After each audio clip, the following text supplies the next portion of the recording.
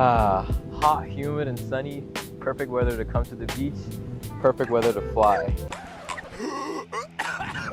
Right?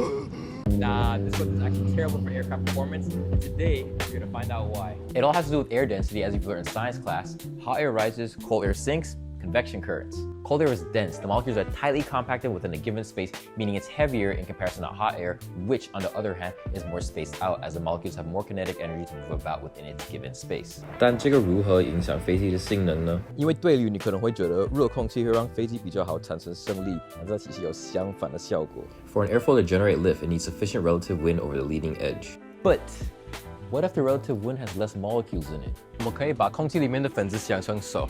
The more hands we have pushing up on the airfoil, the more lift we have. We can take cold dense air as the more hands case. The less hands pushing up, the less lift we have, reflecting the properties of less dense air. Now the same concept works for the thrust the engines produce. Less density, lower thrust. The thing about less dense air is, since the molecules are more spaced out, it provides more space for water vapor known as humidity. And guess what?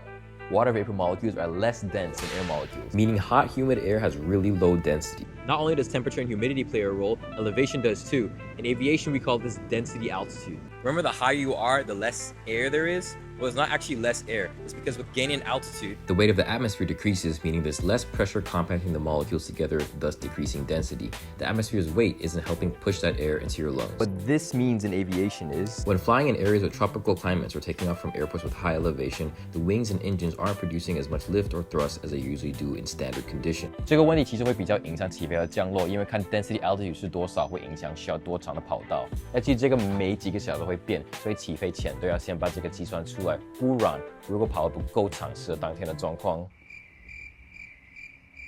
I'll see you guys next time.